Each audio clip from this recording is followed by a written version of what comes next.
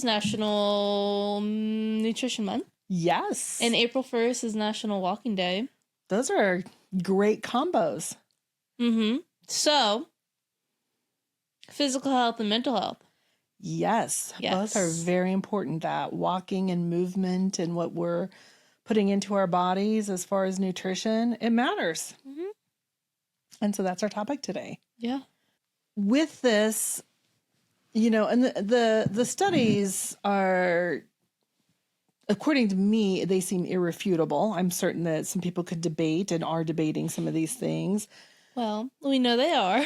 We know they are. Anyone has been on social media for the past week or so. Yeah. So we'll get into some of that. But we know that walking or some type of moderate to vigorous types of physical activity multiple times a week, 30, 45, 60 minutes, that can have a huge impact on someone's overall mental wellness, specifically in how symptoms related to depression, anxiety, and stress are managed. So movement is important. And it's a huge issue right now because of the sedentary lifestyles many of us live, and for people who have office jobs or I know for young children, like the amount of time they're sitting in desks and screen time, these are impacting our overall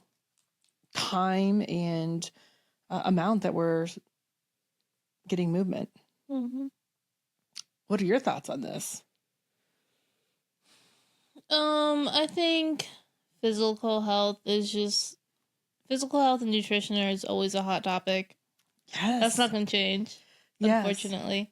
And why do you think this is? Why? I feel like there's so many morals. There's so many reasons. I think people look at these as sort of like moralistic types of things, full of judgment and shame and didactic, like, even though the health experts say that this is all true, I don't believe them. And there's always exceptions. And of course, individuals always feel like the exception in some of this. And so I think it's really like sometimes having to walk on eggshells on some of these topics. Mm-hmm. And I know that I want to be careful and respectful in how we're doing this, but to me, there's not there. This is just pretty clear cut. Yeah. I mean, I think we can be sensitive to individual needs and navigate these conversations with respect, but still say, hey, these are important topics. Mm-hmm. Okay. There's one TikTok thing that I didn't tell you about. Uh-oh. Because, guys, I told her about the Julianne Michaels debate with 20 body positivity people. I told her about that. And we watched some. We listened to half of it. Yeah. And I'm going to listen to the rest. We only had time to do that. We did that, yesterday? 2 days ago. 2 days ago? Yes. Anyways, also, was it last week or the week before? The Oscars happened. Yes? Yes. Oh. So all over TikTok, it's all about how people are getting too skinny. Too skinny. Yes. Yes. So, okay, first of all, like lots of things to unpackage here. Mm-hmm. One is the free pass we have to comment on other people's bodies. Yeah. That's a whole thing. Mm-hmm. And that being said, let's face it, we're human. If we see something, we may have a thought related to that. We don't gotta say those thoughts. We don't have to say them out loud. Not only do we not have to say them out loud, we don't need to put them online where they will live forever. Right. And I think that sometimes that's where the shaming comes in, right? Because what is the intention if somebody actually writes, you look too thin or you look too fat? And they're not just writing it, they're saying it. They're recording themselves saying it. Yes. And so then that may be leading to other things with social media about this. Let me say these really profound or I'm going to make, because this is happening, right? Like as people are trying to get monetized and grow followers and stuff, they have to say something very strongly to then get people's reactions, because the more reactions people get, whether they agree with them or disagree with them, that's what pushes the algorithms and all. So that's a whole thing. So that's opening up a lot of doors to what is perceived as judgment, which can be shaming and all of those other things. But so and I don't know that we can do this, like leaving the whole social media side, because that's a beast in and of itself. But you and I just talking about the issues that this brings up, such as, do we become concerned when celebrities are starting to model thinness to the point that, and this is where it becomes the disordered eating, right? Like now we're starting to see, and I think some of the examples, and I could be wrong because you were following the TikTok trends, but I mean, we're talking about severe bone protrusion. Have you seen Ariana Grande? I have not. I saw 2 or 3, I think, Demi Moore and what is it, Nicole Kidding. Those were some that I saw. But I think I also saw Ariana Grande, but maybe didn't pay as much. And so I think when celebrities are living in the public eye, any changes to their appearance tends to make us wonder, right? And even this is true even with people in our lives. If we have people who are close to us, that's a lot of thinness there. And I'm going to trust that she's working through that with her own team of professionals. So, and I think that that's another thing is we see this, and we sometimes see this even with in our own personal lives. In fact, some of my friends and I have talked about it. Like you can, like as somebody, it's probably pretty obvious that I've struggled with weight at different times in my life, all the time. Sometimes I'm doing better with it than others. And so some of my friends and colleagues, we've talked, like, even if you lose weight that seems healthy, like you're looking better, people are reluctant to say anything now because of not wanting, with the whole body positivity and body neutrality. And what if people are losing weight and it's not a good thing? It may be because they're sick. I mean, like there's so much stuff bottled up in this that I think it can be challenging to know how people can respond and be supportive. But our physical appearance changes, especially size, right? And especially we're talking overall mental health. And in this episode isn't about size itself or appearance, but its impact on overall mental health. But when we see someone's size change, we wonder what's happening with them. And some of that, we then wonder what's going on with overall mental wellness. That's one of the questions that I'm going to be asking oftentimes is, have there been weight changes up or down? Because that can be a symptom of mental health. I felt like I just said a whole lot there. You just said a whole lot, went on a whole rant. I did. Ramble, whatever. Where are you going to go with that? I didn't retain much of it. Anyways. So this is trending on TikTok. People are making all sorts of comments. People are always making comments. But, I think it's somewhat valid. Like, because social media is a large part of people's lives, and I know we're not going to social media, but that's what they're consuming. Right. But aren't we also, like, in our day-to-day world, too? Like, people around us? Have you seen people gain some weight or lose some weight and wonder what's up? No. Or have a judgment of, like, oh, they must be doing some really good things for themselves. Or, girl, eat. No. Oh, I think I did see that there was some interviewer on the record. And I don't know if it was at the recent one, but it was like something about What would you say to me if I'm hungry? Oh my gosh, was like- that was from so long ago, but I think it was to Jennifer Anderson, not Anderson, Jennifer Lawrence or something. And the interviewer was like, I could go for a burger right now. I'm so hungry I could go for a burger right now. Could you? And she's like, no. Or something like that. I don't know. Yeah. But I've seen that. That's from many years ago. Okay. This one, it might have been different because literally what she said, it was like, girl, eat, you know? And so I do think that there is a lot of value, like, and judgment in what we eat, how we move, and guilt. I don't know about you, but I have felt significant guilt.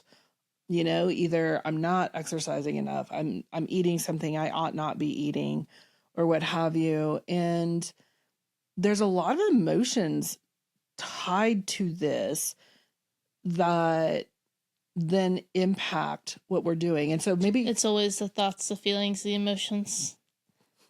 Always. Do you mean with me or always just in general? Everything. Everything. It does come back to this a lot. Uh-huh. Right? Some people don't think about food. They just use it for fuel. I don't get it. I wished I did, though. Like, could you imagine a world where you just didn't think about, like, here's the things I'm supposed to eat, and you just eat it and don't want anything different or what have you? Like, but going back to how nutrition, I think we can all recognize, at least I do, what I eat certainly impacts how I feel. Yes. And how I'm feeling impacts what I eat. Oh. Right? Because so sometimes this is a vicious cycle. I'm not an emotional eater. I'm not. But you eat when you're bored. You said, I think you've said. Oops, did I just call you out? Yeah, you did. I mean, when you say bored is an emotion? Not really. I would not consider it to be an emotion. Okay. Maybe a feeling. Yeah. But I don't know. I'm a stress and fatigue eater. So the more tired I am, the more I tend to eat. And what I'm choosing in those moments are not the lean proteins, the greens, right? You see, if I'm distracted all day, I won't think about food. Okay. It's not on my You're mind. just staying busy. If I'm like renovating something and it's taking all day, it won't even cross my mind. Right. Yeah. But if you're just... If I'm just hanging around the house... You're going to like graze, go see what's there. Yeah. It's like I should be doing homework, but I don't want to do that. So let's go see what's in the kitchen. So using it as a distraction. Sure. Yeah. Sure. No, for me, and I feel so much better when I'm eating, and I don't know the right word for it, the way I think of it, when I'm eating clean, right? The lean proteins, the complex carbs that fuel me, the fruits and vegetables, right? So I feel really good, my energy level, all of that. But then there are times when, you know, when I'm overly stressed and there's maybe some big projects or some long days with travel or trainings, or, you know, sometimes my long days with the night classes and this and that, and I get tired. So then I reach for other foods, and this is what I call them. Again, other people, I tend to want the crappy carbs, right? Give me the potato that's mashed or fried or what have you, or give me the I would probably say baked goods. That's my thing. Like, I don't typically, the brownie, like I don't typically crave candy, although there are these little chocolates, but they're not even good anymore. They changed the recipe and they're not even good. They're so not I don't know why I'm gonna probably we're gonna stop because we're gonna get back on it. We were doing no sugar for like 2 months, and then we went on vacation and had a lot of things, and now we're not. But we're going to get back because like I said, I physically feel better. My skin is more clear, and I sleep better. I think that's another thing, is sometimes we forget that the foods that we eat impact our quality of sleep, which sleep really drives. While we're on the topic of sleep, let me tell you Tell so me. basically Monday, I went to bed at 8 p.m. because I was tired. You were tired. I was tired. Then I woke up at 1:30 and I couldn't fall back asleep and I was annoyed. But then, like, when I started thinking about it, it was 5.5 hours and that's my average amount of sleep I get. So, Yeah, and that's not good because you need 7 to 9 and maybe even a little more because your brain is still developing. Who has time for that? Who has time for that? I know, but we need to make the time. And do you think though that sometimes it's the patterns and rhythms we get into? Because both of us tend to have what I would call a non-regular work schedule. So my day-to-day, like what is a day in the life of Dr. Angel Knoverek can look very different depending on the day. And so that can change when I'm eating meals, when I'm able to, the when nights I have work out. Yeah, you work out late. I can't do that. I like to get up early. And so getting back to movement, I feel so much better when I am doing my daily movement, when I'm getting on that treadmill every day. And the treadmill works a little bit better for me than being outside. Like I like outside walks. I can't do it. What, getting up early? No, I can't do the treadmill. I hate it. I wouldn't say that I love it. Like I do it. Like I love an outdoor walk. I love an outdoor walk too. A treadmill just feels like it takes 3 times as long. I just need the consistent incline in order to get all the benefits. Like our outdoor walk, I'm just telling you, aging a little bit, like getting the incline going. And this is the other thing. I don't want those benefits, okay? That's what I've decided. I don't want those benefits. I want the benefits of being outside. And this is so funny because I was actually talking with one of my good colleagues, and he runs on a flat surface, a flat, treadmill, and that works for him. But he says his wife has to do the incline, and so I don't know if there's some gender, some age, or. Well, you're comparing me to a man right now, so I don't know if it's about gender. No, I don't. I'm just saying, like.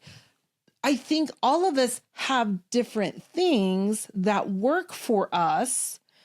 And it can be really frustrating when I look at other people going, wow, you only have to do that. All I have to do is look at a donut and I feel like I've absorbed, 3 pounds, right? Like, and I think that this is part of what I heard a little bit too, from other people, but then that this has come up on the documentary with Julianne Michaels on the body positivity, which is, yes, it's frustrating when you feel like sometimes you're doing everything you feel like you can, and it doesn't work, or you have limitations because of a physical health issue, right? With movement and so forth. I know for me, that was like, I had been doing, several years ago, months, I was doing great. And then a physical setback. And then I got out of the habit and then I saw some other changes. And so these are all real and valid. I think that people struggle with every day.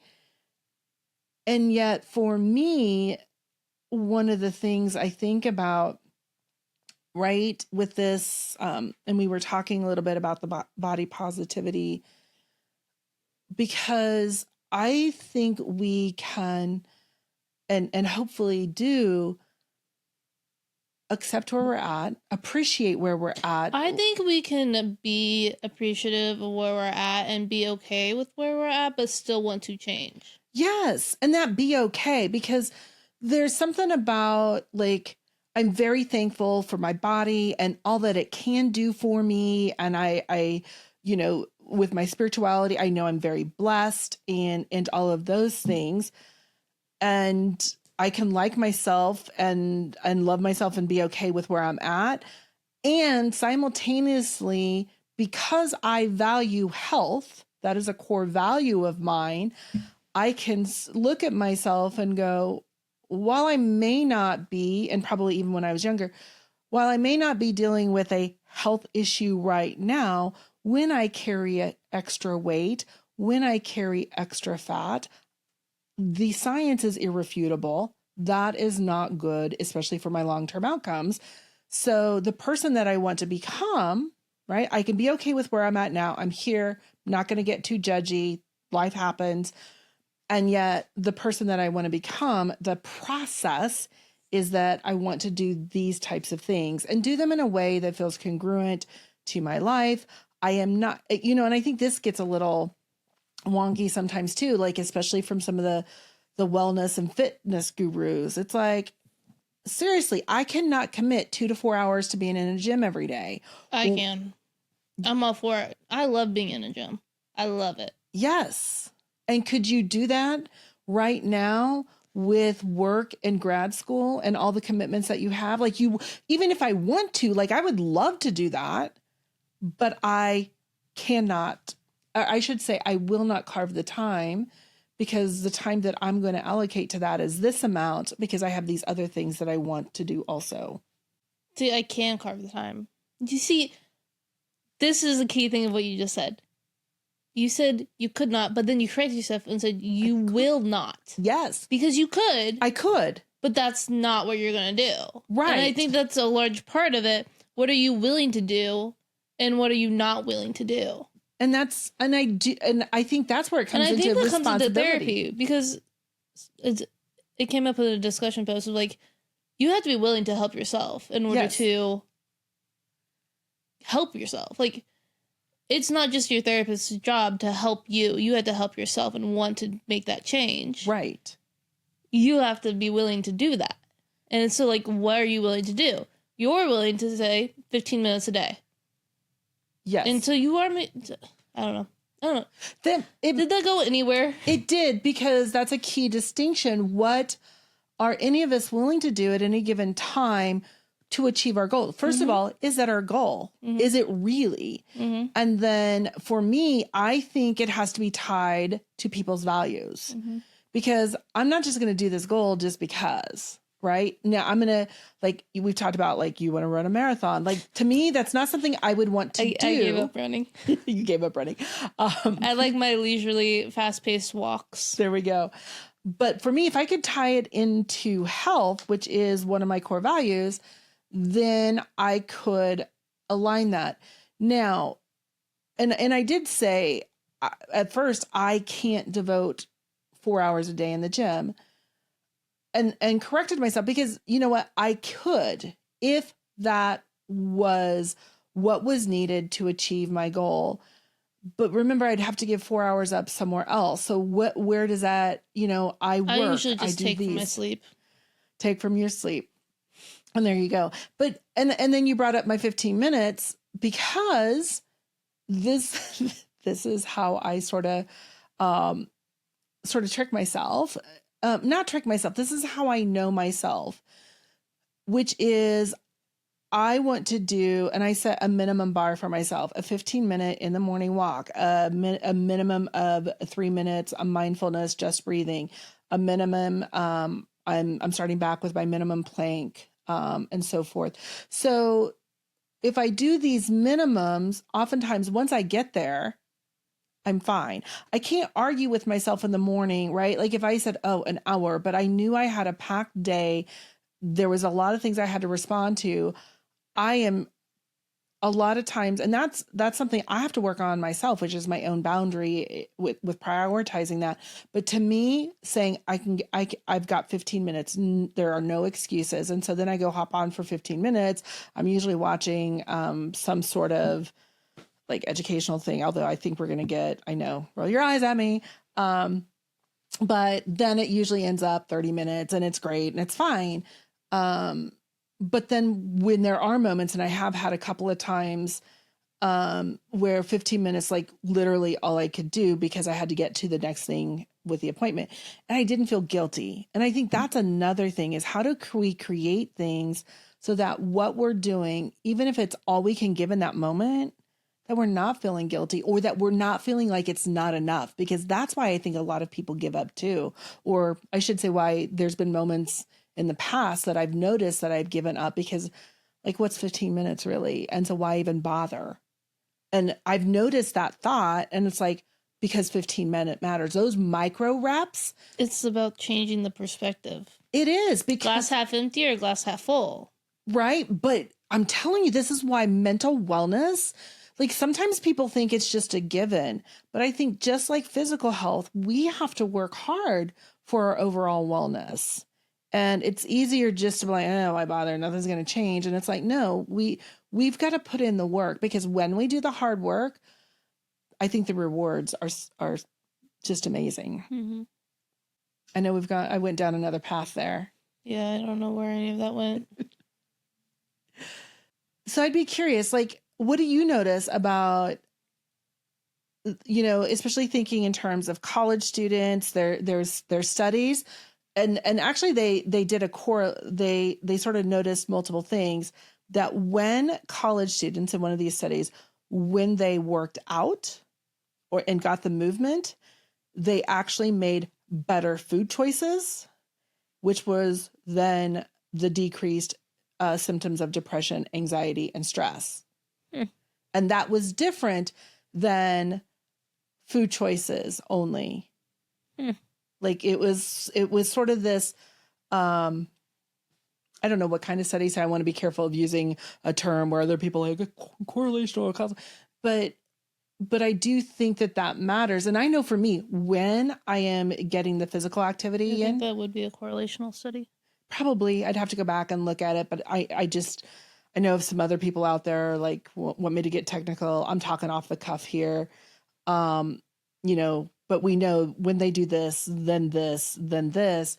And so I find that that's true for me. When I am being consistent with my physical activities, then I am tending to also making better food choices, and I'm sleeping better. Mm-hmm. Do you find that's true for you, or none of those are connected? Okay. What did you say? I zoned out towards the end. Okay. I think for me, if I don't work out, I get really cranky and irritable.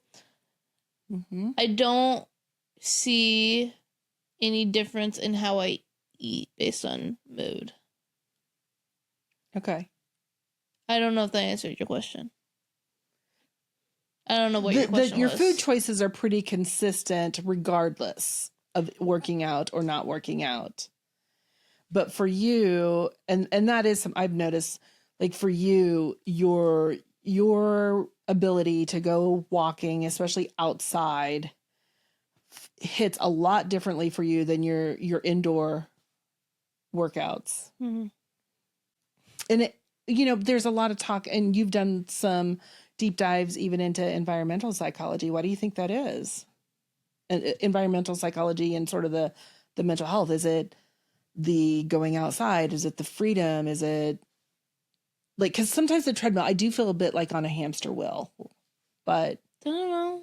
I didn't do that deep of a dive. In your reflections? No. Mm. Okay. Because you still get the workout and the sweat and the, Mm-hmm. Okay. I don't know. I don't sweat when I work out. Okay. I don't. Anyways, part of it is like when I go for a walk, I'm on a walk. I'm out there. I can't just stop. If I stop, what am I gonna do? Like, I'm a mile into this. I can turn around and walk a mile back, or I can keep going for another mile. Right. And it makes a loop. It makes a loop. Or I'm half a mile into this. Well, it's half a mile back. Right. Well, and that is honestly one of the things that when I'm working with clients, especially clients who've experienced trauma, they're dealing with some depression or anxiety symptoms. Some of the things I am assessing for right away, in addition to those, are I want to know their sleep quality, right? Because we have to tease out, is the irritability because they're not sleeping, or is this, a mental health symptom? Because those I should not be treating a mental health symptom when it is something that can be solved by sleep. So we have to tease that out. But one of the things we'll talk about is their level of physical activity and if they're willing to commit to anything. Again, assuming, and, you know, I'm usually referring them to their general physician with those things. But a lot of times it's like, okay, so instead of telling yourself to go on a 30-minute walk, walk for 15 minutes. Set your alarm, walk for 15 minutes, and then turn around and go back, right? There is something psychological about, okay, I got to go walk for 30 minutes versus, you know what? I'm just going to walk for 15 minutes and then I'm going to turn around and go back. Like that doesn't seem as long, even though it is the exact same amount. Yeah. But it works. Yeah. Yes. I have my little route that I walk. It just makes a whole little loop. And it's 2 miles exactly. But if I go downstairs on the treadmill and walk 2 miles, Yeah. Yeah. And no, so, thank you. and that, you know, and I think people underestimate the micro reps. And again, this is not saying that, you know, there is like, and I'm not an exercise physiologist, so I won't get into all of that, but getting your heart rate up to a sustained amount for a certain length of time, that has tremendous benefits. I'm talking about movement and nutrition that we know impacts physical health. And so those of us who have office jobs or sitting quite a bit, if you're a teacher and you have kiddos in your classroom, we know that getting up and moving every so often is key. And so I've been adding, and especially with some of the science coming out about, you know, lower body muscle, the calf. See, that's why I don't want to do incline.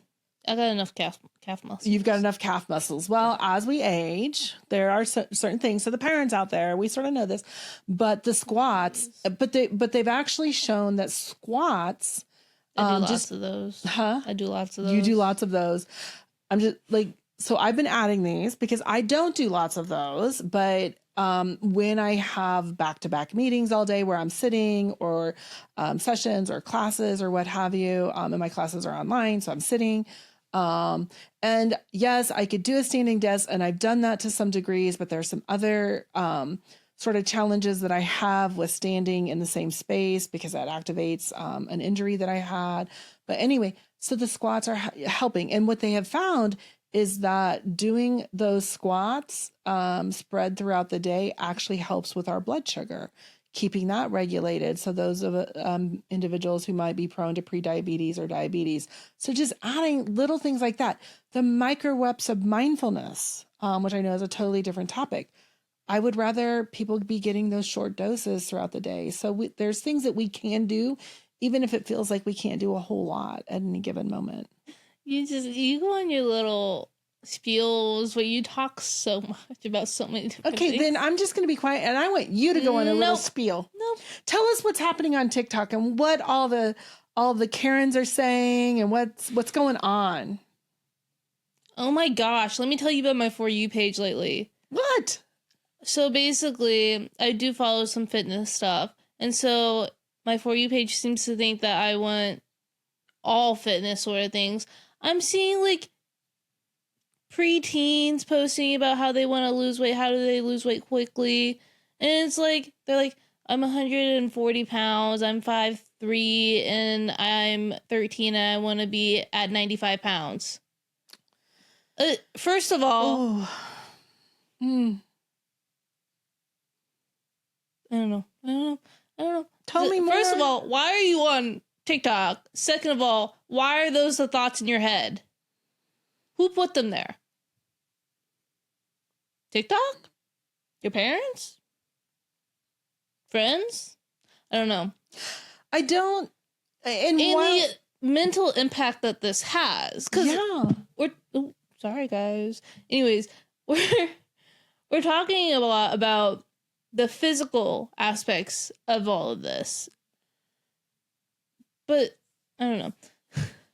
I think we're talking a lot about, like, physical health and, like, how we look and stuff like that, but we're not quite bringing it back to the mental health aspects. I don't know. Right.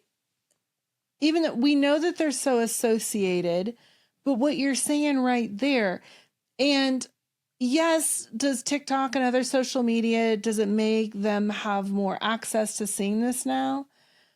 Yes, but is that the only thing? No, because I remember being in like, probably starting 8 to 13, and it wasn't just me, peers. I mean, I remember grandparents were taking us to Weight Watchers, worried about our weights. Mm-hmm. And so this goes back to, I think, one of our previous episodes with Mimi about this, and that is more about our appearance, this thin culture. But what does that do to us mentally? What's happening in that moment of that preteen who's thinking, I'm not okay, I'm not enough, I'm not thin enough, I need to be better. And so this concept of their overall self-esteem, their confidence, self-worth, and this is very different than what you and I were talking about earlier, which is body positivity, neutrality, what have you, whatever words they want to use. I can be okay with where I'm at now, but it sounds like this preteen was not.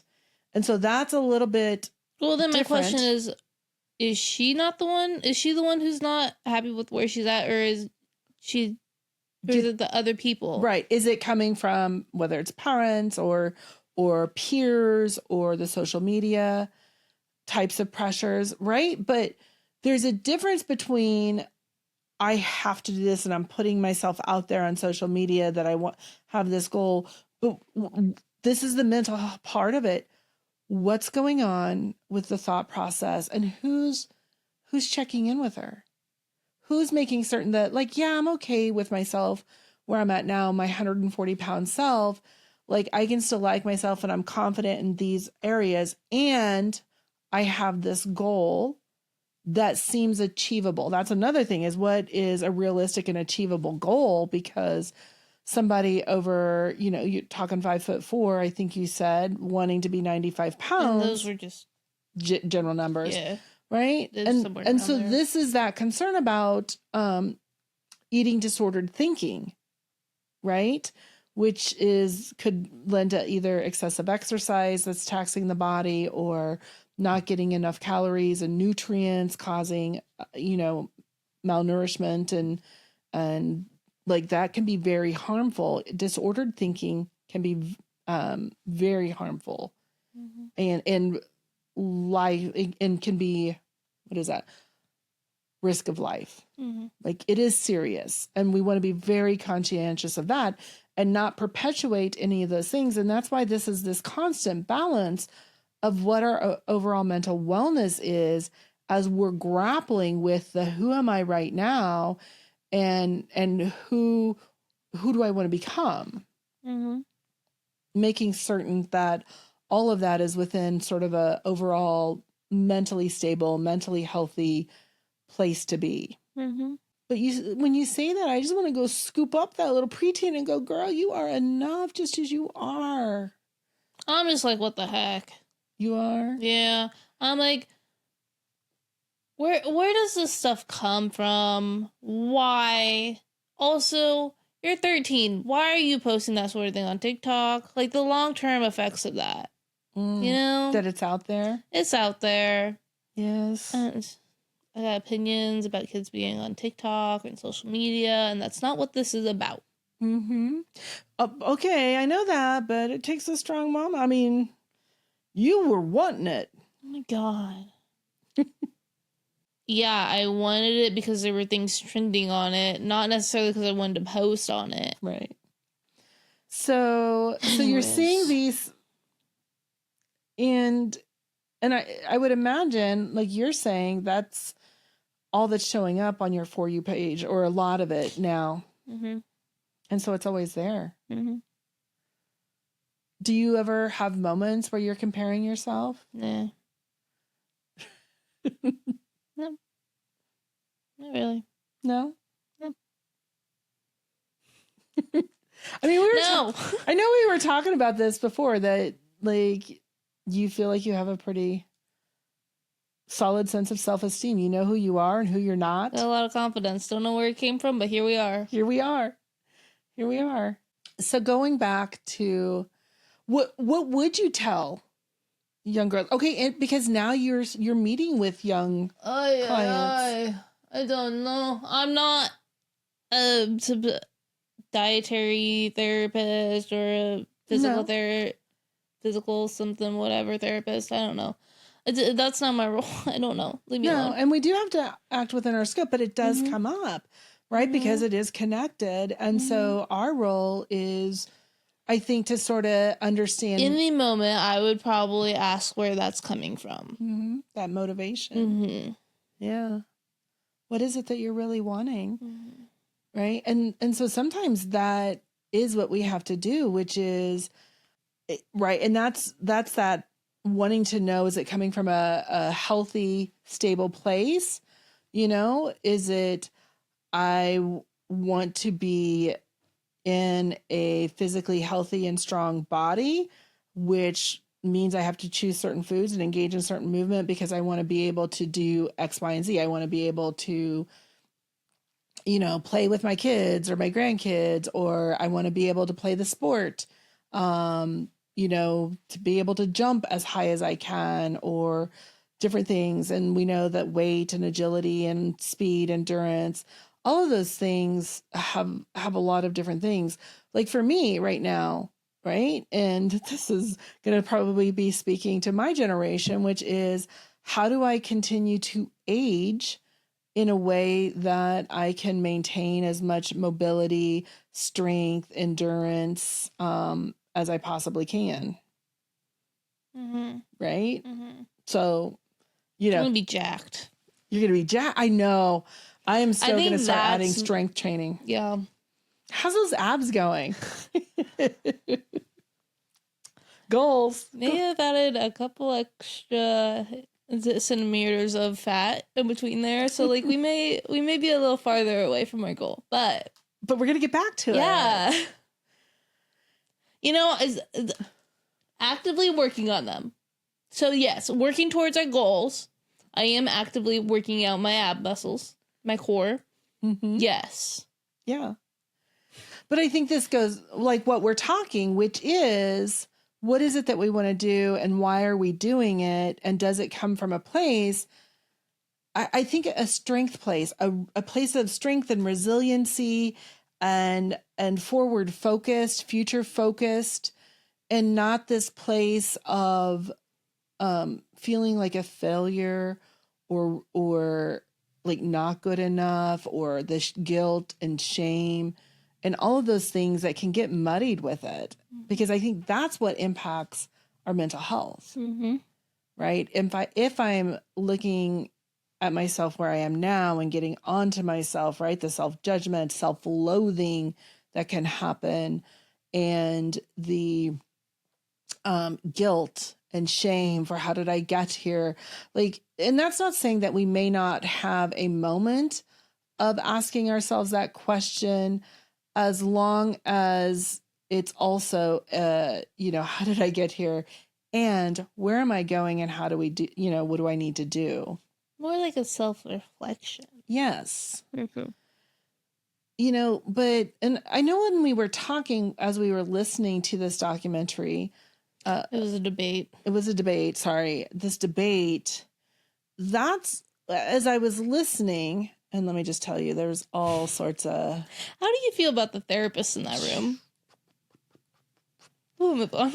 You don't have to answer that. We're going to move on. I think there are a lot of amazing, really solid therapists out there. Just maybe not in that room, in that moment. Yet, that I have heard.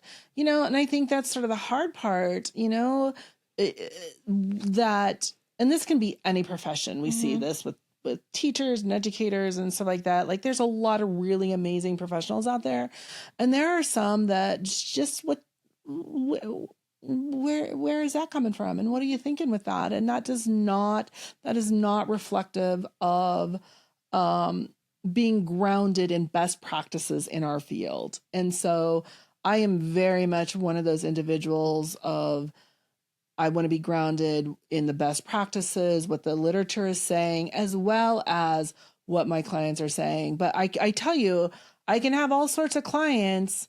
And if I join them in some of that thinking, and that's what, and this is what I think is happening in some places, is we're finding professionals who maybe are not healed enough, in my opinion, healed enough in their own journey. And instead they're taking their own personal experiences and saying, let me find people to normalize and validate these things instead of actually being in a healthy place to help individuals. Mm-hmm.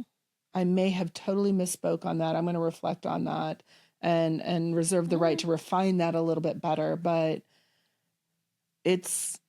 we're all human. We're all in different places. And I'm pretty big that therapists need to be self-aware. And that they need to have done their own work, be doing their own work so that we can bring our best to our clients. And there was some moments of concern as I was listening to once again, we only listened to the first half. Yep, the first half. So, and some of the issues, right? Which is, here's the debate, here's the issue. And then I had some thoughts about Julianne Michaels, because I can appreciate her and also be like, that's rough, that's harsh, that's a little extreme, so I can go, I'm very cautious sometimes with some celebrity. She's not back in either side here. No, but when there is a point, right? And I think one of the first claim was that like having excess fat, being obese and having excess fat is unhealthy. Right? Like, and that people wanted like to justify or say, no, that's not true. And can I just say, the O word? Oh my goodness, the O word. Personally, I would find fat-bodied more offensive than obese, but that's just me. So, all right, so if you haven't watched this in the first 20 minutes, you'll that was a therapist. Like, apparently in the body positivity, we don't use the O words. And I'm about, I want to accept bodies. Like bodies that, so I don't know where I don't think we should ever discourage or be mean. There's better words for that. So I feel like that seems like body positivity or neutrality or what have you. But apparently part of the movement, you can't use the O word. So I guess I'm not part of the movement, because overweight, like y'all, the O words are overweight and obese. Those are clinical words to describe. They are literally words. And but this goes back to this concept of, but did people put value to those words? And how dare you say that I'm overweight? And I'm not even saying I agree with the whole BMI thing, because I think, somehow there has to be some sort of standard, but I think that misses its mark in a lot of ways, especially for people who are extremely muscular. They which is what you often typically want, is high muscle, and they're going to score in the O range. And so anyway, but the O word is bad, and instead they call themselves fat bodied. That just felt like, to me, honestly, like certain people can say certain words. Like if I'm part of this community, I can call myself fat and I can call my fellow people fat, and that's okay, but nobody else can. And I don't know if that's true or not, but as I was listening to it, that's sort of what come up. And I'm like, I might call myself fat and laugh or this or that, and it's probably very self-deprecating and probably not. But if I looked at you and said, yeah, you're a fat-bodied person, I'd be like, what? Like, yeah, no, let's not go there. I'm overweight, I'm obese, whatever. Or, just we call each other fluffy. I'm feeling a little fluffy today. Yeah. We say that frequently. Like whatever, but and this is my issue overall in the field, not just this, but certain words are used to describe, and then somehow they get misconstrued and used in ways that are mean and derogatory. So then we have to change the words. Or they get overgeneralized. Like everybody has anxiety. Everybody has trauma. Right.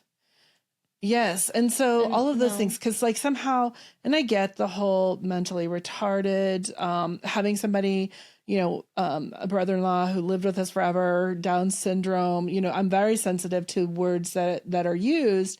And I think mentally retarded was used to describe, and then it became a way to be derogatory. And then it went to, was it developmentally delayed, I think, which seemed to make sense. Okay. And now intellectually deficient. I got to tell you, I'm not a big fan of that one either. Like, so you're deficient intellectually because he was smart as all get out if it mattered to him, so. He was intellectually, what's the word? I just had it. Selective. Yes. Intellectually selective. There you go.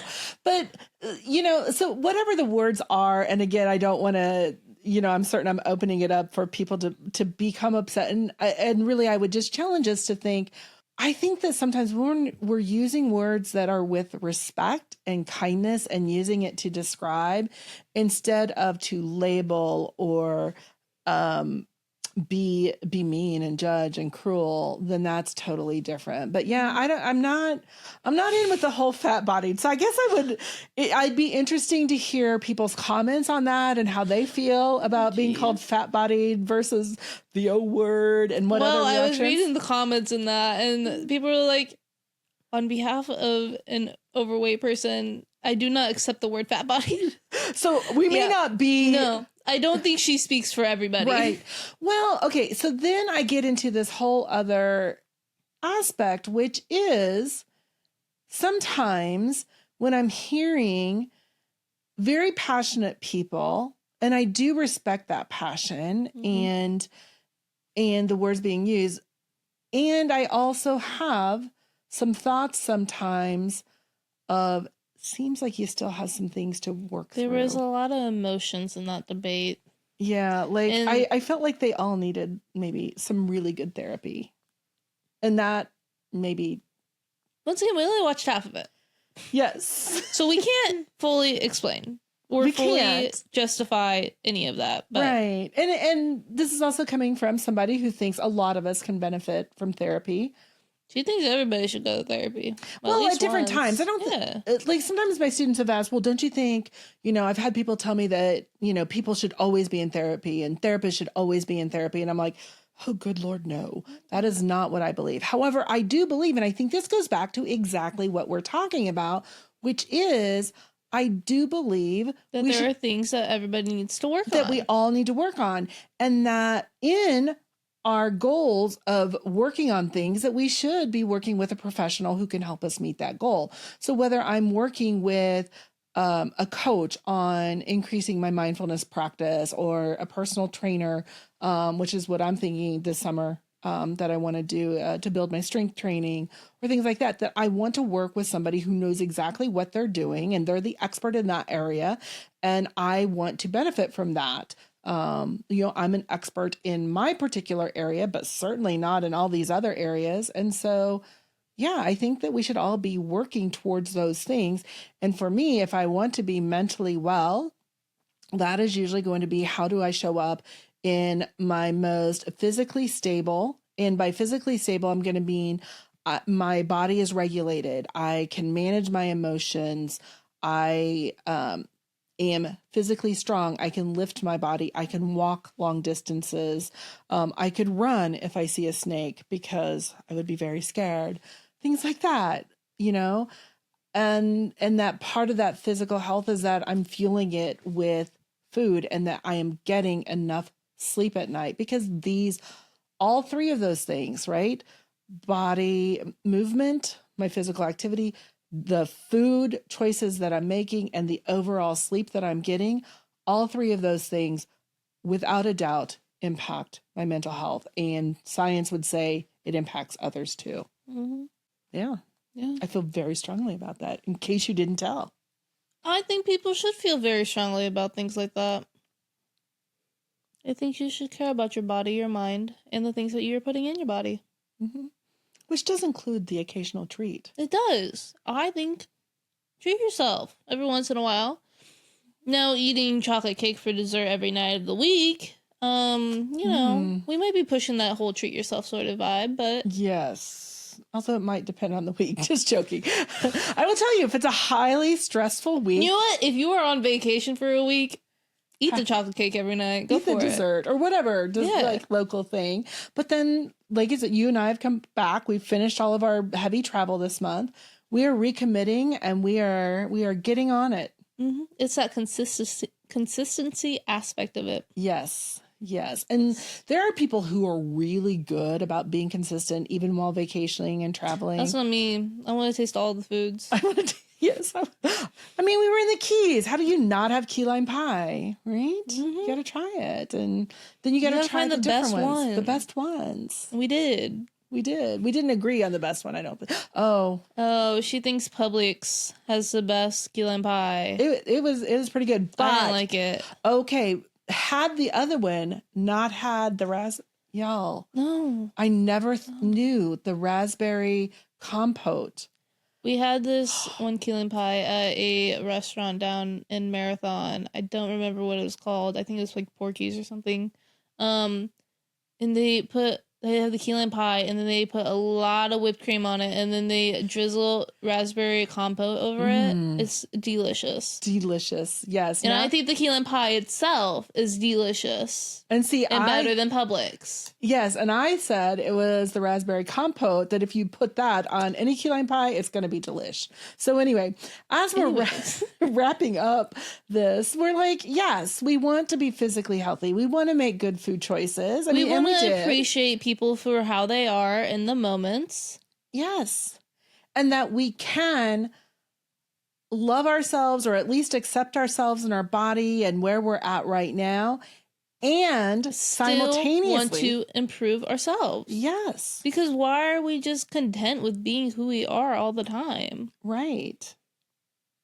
So I think we should all have work to be done.